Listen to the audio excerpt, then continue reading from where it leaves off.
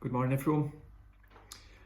It's Monday morning when you'll be watching this, although I've recorded it a couple of days before that. So we could either say football has arrived home, or we weren't that bothered anyway, and the Italians probably cheated. Please delete as appropriate. So this morning I wanted to talk a little bit about serving and being a servant. And as a church leadership, we've began reading a book. It's a book by Warren Wiersbe, and it's called On Being a Servant of God. And it's a really powerful book. It's really challenging and not a particularly tricky read, so definitely one that's worth reading. And some really worthwhile lessons that we're reading as we go through it each week.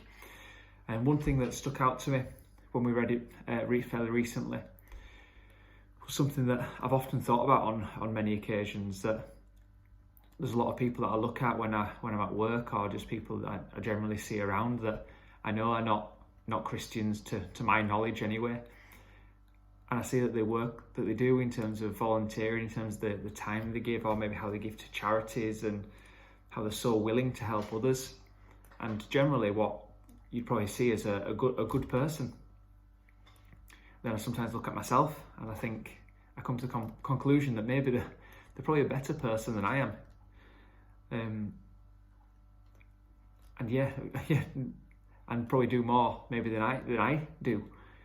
And I'm reading this book the other week. I was reminded of one massive difference, which we do well to remember, and that's grace. One part of the book, Warren Wiersbe, he says, perhaps that is one of the major differences between Christian ministry and mere humanitarian benevolence, as helpful as it may be. Both can be done in love. Both can put food on the table and shoes on feet. But only true Christian ministry can put grace in the heart, so that lives are changed and problems are solved. The best thing we can do for people is not to solve their problems for them, but so relate them to God's grace that they will be enabled to solve their problems and not repeat them.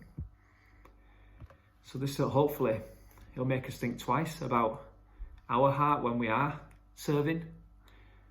We've got a chance not just to help people in times of need, which is very, very important, and we are called to do, obviously, but we also have a chance to share the grace and the love of God with those people that we encounter and those people that we do serve. Matthew 20 verse 28 says, just as the Son of Man did not come to be served, but to serve and to give his life as a ransom for many. And we should have a similar attitude, to sacrifice and serve for God's glory, not for rewards on this earth, but for the glory of God. Being followers of Jesus, we should adopt that similar mentality of what Saul had on the road to Damascus in Acts 9 verse 6, where he says, the verse says, so he, trembling and astonished, said, Lord, what do you want me to do? So today, I'd encourage you to go about your work and jobs as you would, but ask for God's grace to be shown in the situations that you serve in and to those that you come into contact with. And let's make our acts of service more than just acts, but also something that is done with a sensitive spirit and a tender heart and seeks to glorify God. Have a great day, everyone.